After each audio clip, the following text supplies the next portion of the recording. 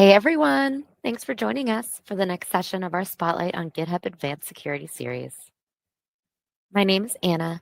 I'm an event planner for Reactor, joining you from Redmond, Washington.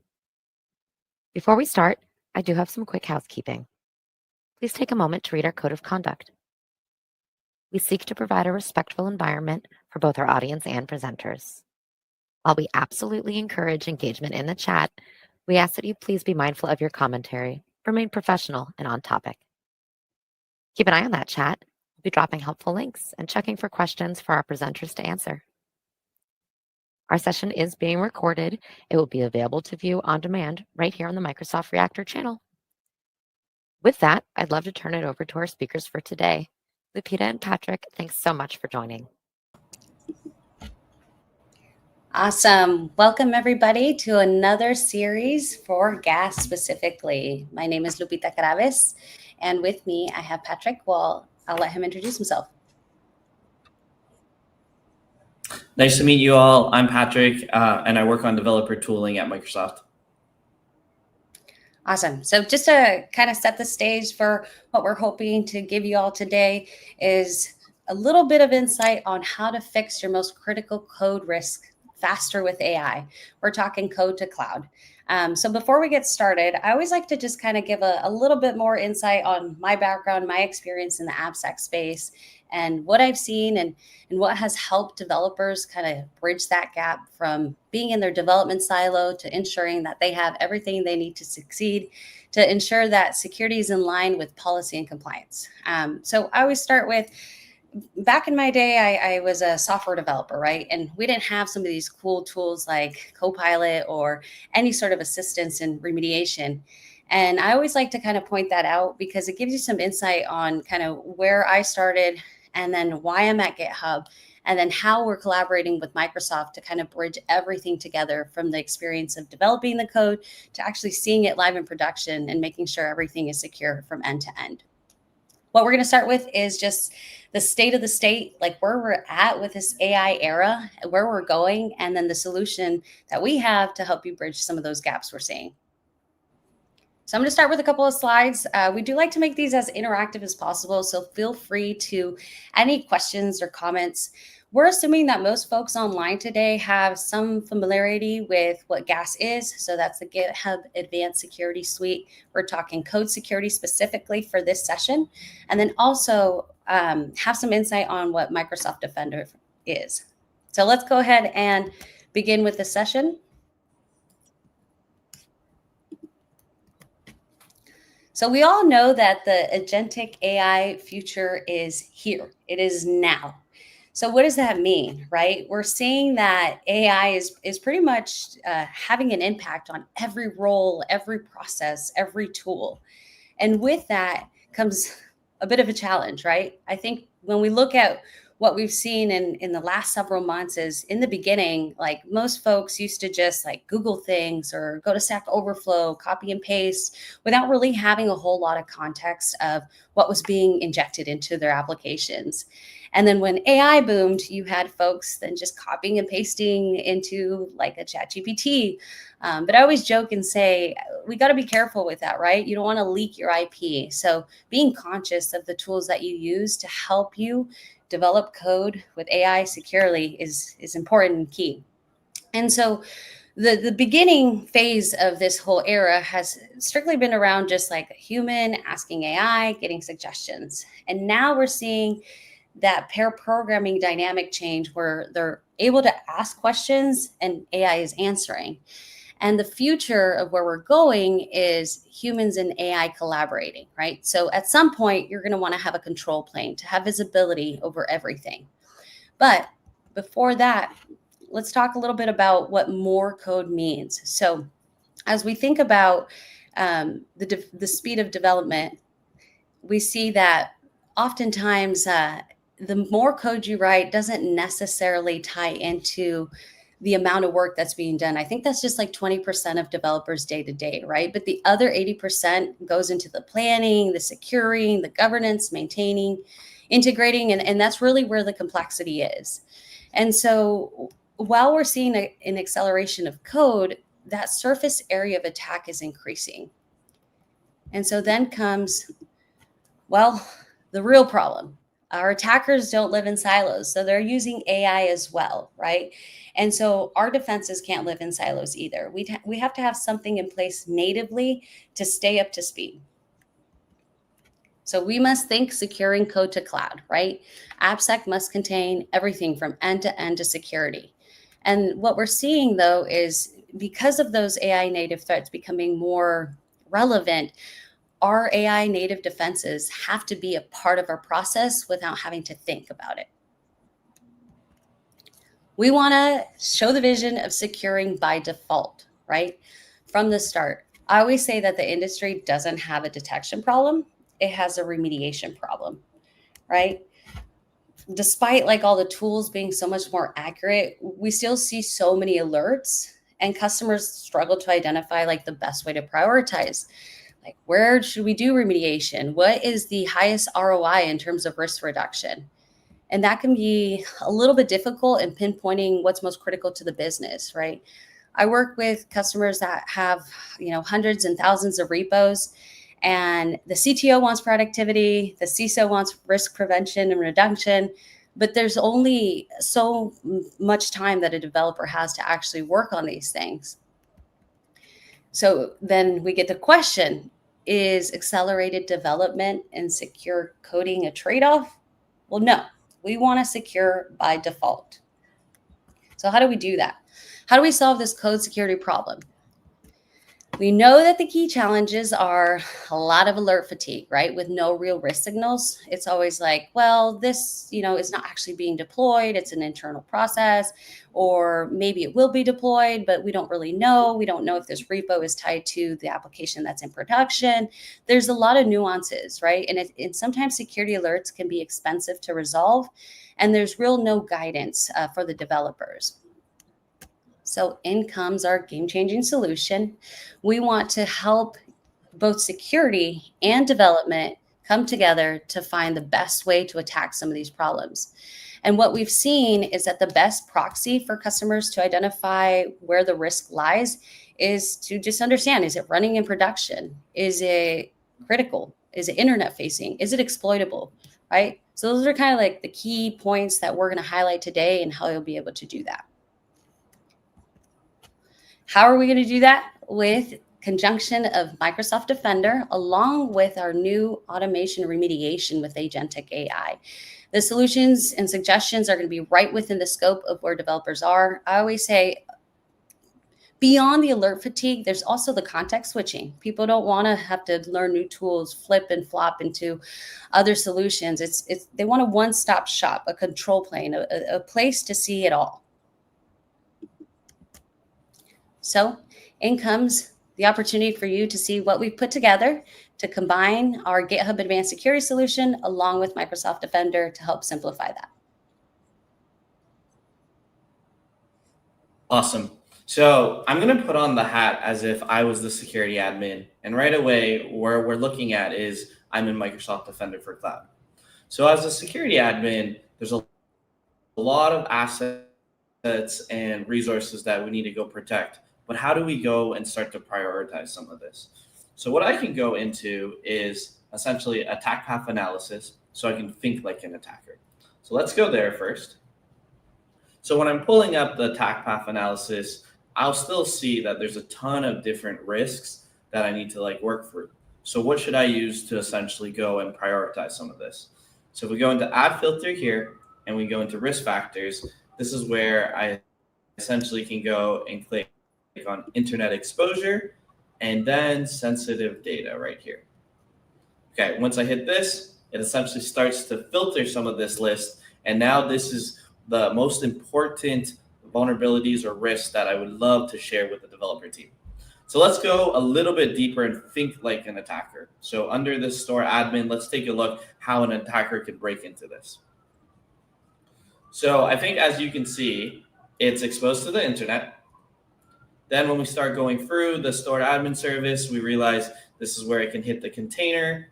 And then if we keep going, this is where it will hit our crown jewels. When we go into our crown jewels and we look at our insights, essentially what we see is that it's very high and it's also database with sensitive data and our critical assets. So what I would love to do as a security admin is, how do I share this info with my developer team? What is that essentially bridge where I could get this info to my devs teams so they get notified and we can focus on the most important risks? So now let's put on the developer hat. So switching over, and this is essentially GitHub Advanced Security. So in GitHub Advanced Security, and I'm now putting on my developer hat, if I wanted my team to essentially prioritize some of these vulnerabilities, how can I go about it? This is a feature that we shipped last year called Security Campaigns, where essentially I can create a campaign prioritizing some risk factors, and then it will notify the developers in those repos. So let's go and create a campaign together. So let me zoom in. All right, so let's first go, is alert state open? And then we want our severity to be high and also critical right here. And this is where, remember how we were in Microsoft Defender for Cloud and we were able to pull runtime context? So internet exposed and sensitive data. Now with the Microsoft GitHub connector to Defender for Cloud, we're able to pull that data into the security campaign. So if we go here and we type in properties, do you see how it says custom property external risk? Essentially from there is where we can pull the runtime factor. So let me just pull this. So internet exposure, and then let's also include sensitive data. So this essentially would be like our query. And right when you see this, we are the most important risk that we want the developers to work on. Okay, so now let's go and save this campaign. So let's call it the Reactor campaign, and then a short description. A Reactor campaign, including runtime context. And this is the web app currently. So what we can do is then we want to pick a quick date, because this is essentially internet exposed and it's sensitive data. So let's say, can we remediate it within a week? And I'm sure everyone's asking, this is, yes, like the most prioritized risk, but how do we go and remediate so quickly? And that's something I'll show you all. So we put that date, and then let's come down here, and essentially what we can do is publish the campaign. Okay, so now that the campaign is published, essentially all the developers that are working on these repos get notified. So that's how we first figure out which developers are working on which projects, and that's one way to do it through security campaigns. Okay, let's go into this repo. So there's two things that I want to draw our focus to. GitHub Copilot logo right here, and then we also see a validated Autofix. So let's see what that means, okay? So let's open this in a different tab. And right when you see this, essentially each of these risks come with a Copilot summary. So right here. And it also comes, and it also comes with a risk. So one sec. So you get to see this, and then you get to see come with a solution. But how do we solutions? So what we can do is essentially do a validated autofix. So do you see how each one of these had these check marks where it says validate autofix? Essentially, there's an LLM check and a linter check that happens. And when we see that, essentially what it means is that we went and validated the checks so that it's the highest confidence solution for this fix. Okay, so let's do a quick summary of what we just did. First is we went and filtered down our risks so that they're the runtime ones. So essentially, it's all the vulnerabilities that are exposed to the internet and have sensitive data. Then we created a security campaign which notified those developers working on those repos that these are the vulnerabilities we need to go fix.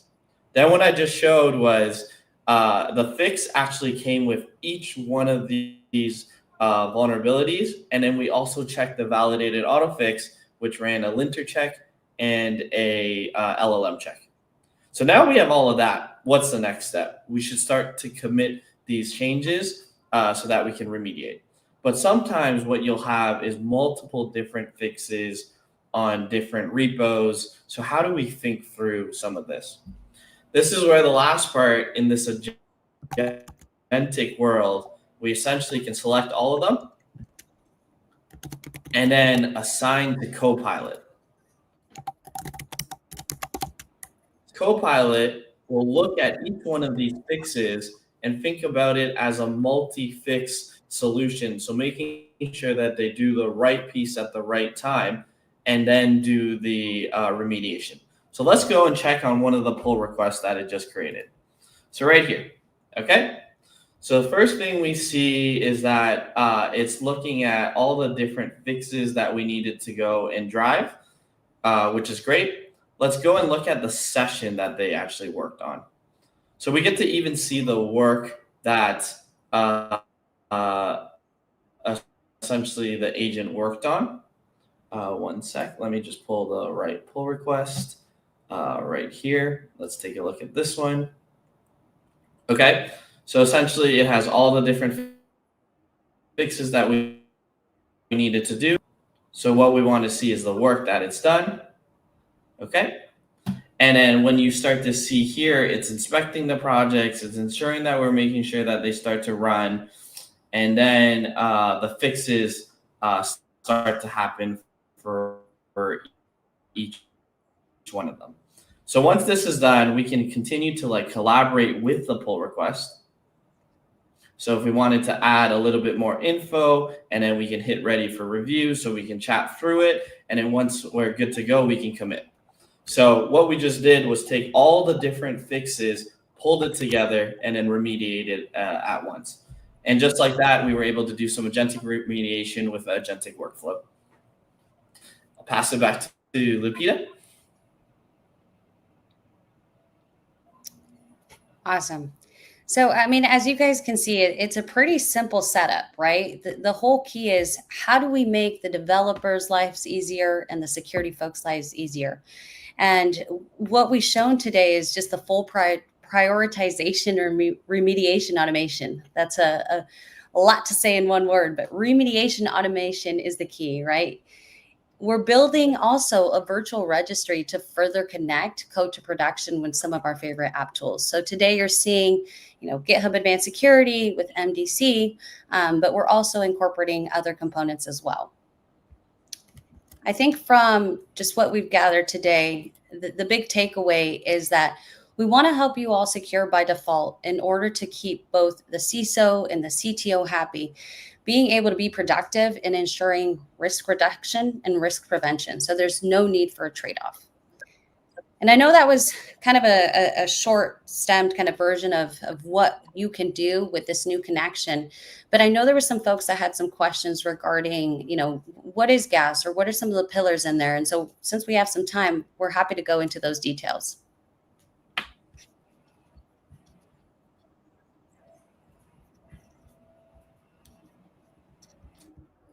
So I saw one of the questions first, is it a web app or an API? But essentially what it is that if you have Defender for Cloud and you have GitHub Advanced Security, there's a connector that you can pull in where we can go first one way, which is GitHub repos showing up in Microsoft Defender for Cloud, so you get a security posture piece of it. What we just showed today is once you have that connector, and if you want to try this private preview out, essentially what you can do is take the Defender data and flow it into security campaigns. So that's why when I was in security campaigns, I was able to pull out internet exposure and sensitive data. So we were essentially building out the other direction so that security managers can share it with the developer team.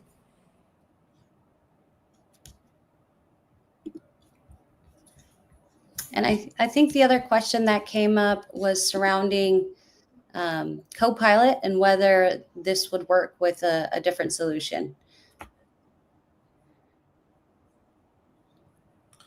So what we've done with this is that it's currently working specifically with GitHub Advanced Security and GitHub Copilot. The two reasons is because first we have this feature called Autofix, which is going and grabbing the context of the solution and providing that. Secondly is we're actually running separate pieces, the linter check and the LLM check, that is essentially verifying the fix to the highest confidence rate. And then the last piece where we're using GitHub Copilot is using the coding agent to create the PR. And that's why with Claude Code and all of that, we're using the tools that are built into the platform so it gets the full context of what we have within GitHub. Mm-hmm.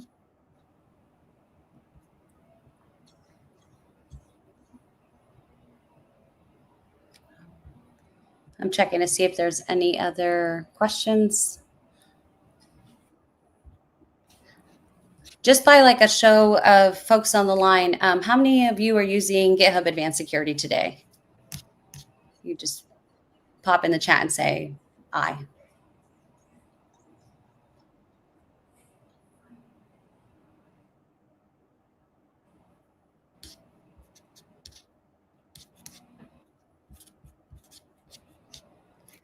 I know these live webinar sessions are always interesting to have that interaction. So I don't know if I can see anyone here.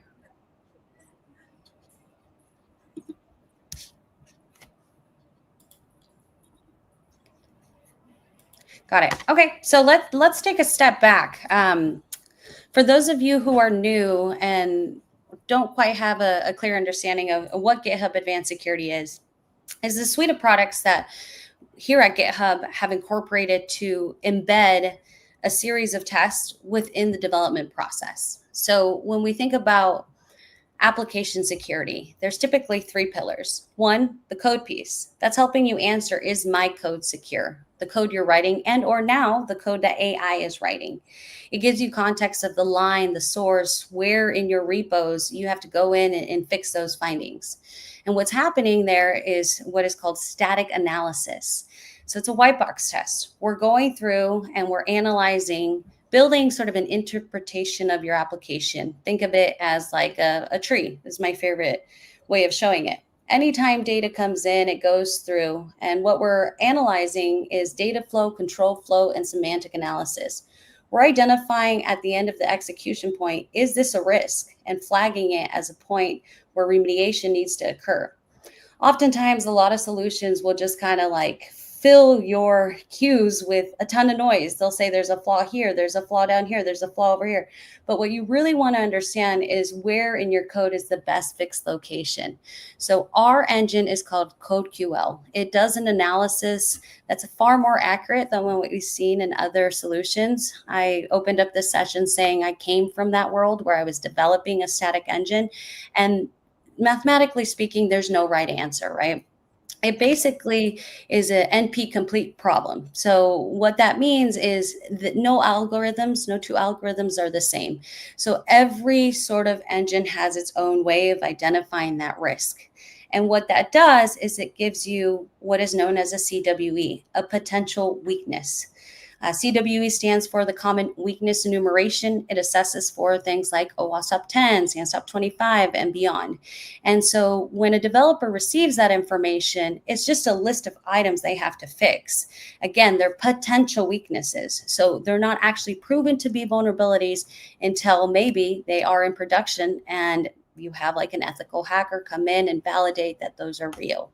So what that does is, from a developer standpoint, sometimes creates a little bit of alert fatigue. And what that means is they don't always know kind of what is most critical and important to fix on that list. So hence comes in GitHub. GitHub created this platform with a particular feature called campaigns. Campaigns is a way, it's like a three-step wizard that allows security folks to generate a list of requirements, policies, compliance that they need to adhere to by X date and say, this is what you need to go and focus your attention on. That campaign functionality then takes all of those findings, puts them in think of it as like a more curated list. And in that curated list, what happens is through the use of this new feature called Autofix, you can automatically remediate everything in bulk. So those are the two components from GAS, GitHub Advanced Security, that are being showcased today. And I know that's just like a 10,000 foot view of what those are, but that's the gist of it, right? We find potential risk. You use the runtime context. Is it on the internet? Does it have sensitive data? Because at the end of the day, when you think about all of your code base, you have tons of repos, maybe hundreds, maybe thousands. Maybe you have developers globally and the communication is just all done through issues and tickets, but you want to have sort of a higher level to govern that, to make sure everyone's on the same page. I know there's the possibility of, doing like Jira tickets or like having sprints, laying out what you should or shouldn't do. But what that often results in is in folks just saying, we don't have time for that. They just sweep things under the rug. They put in some form of, compensating control and say they'll fix it later, but then it never gets fixed, right? That security debt just becomes pervasive. It increases until it really becomes a problem, until you encounter a breach, until a customer's data is leaked, and so on and so forth. And so what we're aiming to do here is to secure your code by default. I always say the cheapest flaw to fix is one that is never written. So if you equipped your developers within the workflow that they're already in the development, flow state, I call it, where they're not having to go out to another solution, go out to Google something, or use maybe another third-party AI agent helper. It makes it much simpler to focus on what's most critical and important to the business, as it is all controlled and audited. There's a trail. You have history of what's happening. Can we look at the reasoning of the prioritization of the security risks? I see the demo is walking through the internet exposing security risks, but I want to know any. Look up.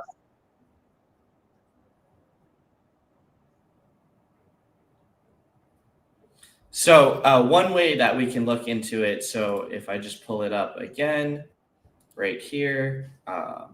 So maybe I'll share my screen again. Awesome.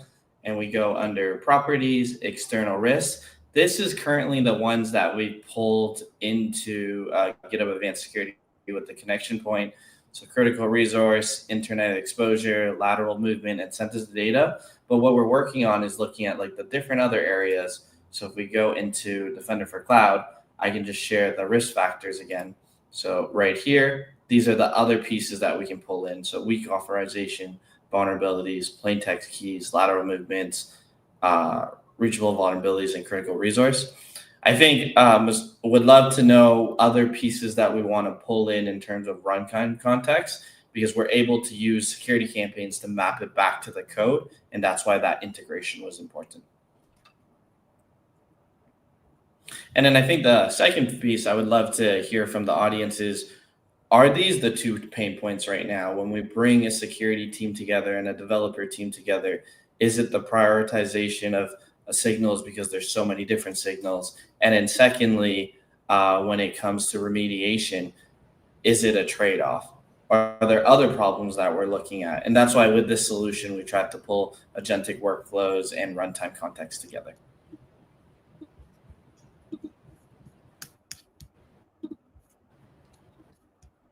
And if you want to try this private preview out, if we go back to our slide, this is where we have the QR code, and you can send both Lupita and I like a message. Once you sign up for this private preview and you have both licenses, this is pieces that we could try to work together for.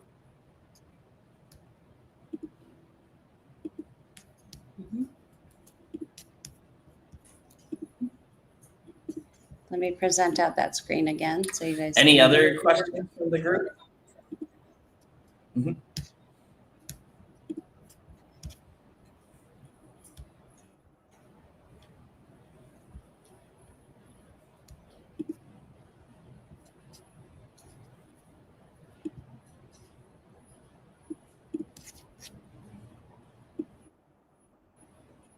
And Masashi, let us know if we answered your question or if you had a follow-up.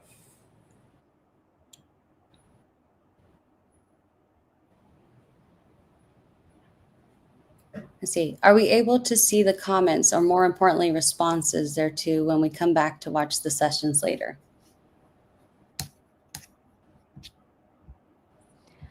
Hey, Anna, your producer here. I can pop in to answer that one. Yes, our chat will be preserved. So comments and our chat will be able to be watched on demand. They will sync up with our live show. So never fear, nothing will be deleted here.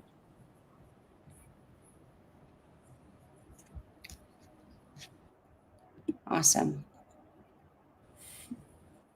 Yep. So feel free to take a screenshot of this. For those of you who have not explored GitHub Advanced Security, we have tagged a link in the chat to learn more.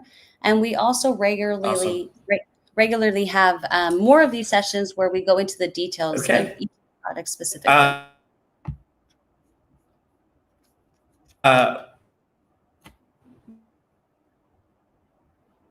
There's a little bit of a delay. We'll hang around for let us know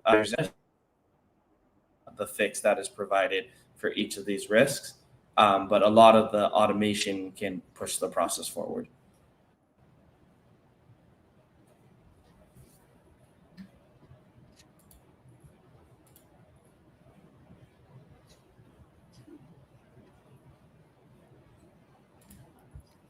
Okay, awesome. I think if that's all the questions for today, feel free to reach out to both of us. And yes, we're excited to see where the security industry goes in the future with all these different workflows so that essentially we can secure by default. Awesome. Thank you all. We hope to see you at our next session. The next session will be on GitHub Advanced Security regarding metrics. We are bringing on a partner to show you how you can slice and dice that information to show the value internally of your Copilot usage, of your gas usage, your mean time to remediation, how you're reducing that security debt. So we hope to see you in a couple of weeks. Feel free to share the word. And like I said, if you'd like to learn about some of the topics that you're not totally familiar on, there are some previous sessions within the Reactor series that you can pop back into and learn more. Thank you so much for joining today, and we look forward to seeing you on the next sessions.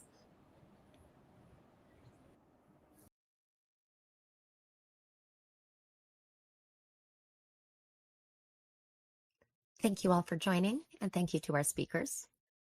This session is a part of a series. To register for future shows and watch past episodes on demand, you can follow the link on the screen or in the chat. We're always looking to improve our sessions and your experience. If you have any feedback for us, we would love to hear what you have to say.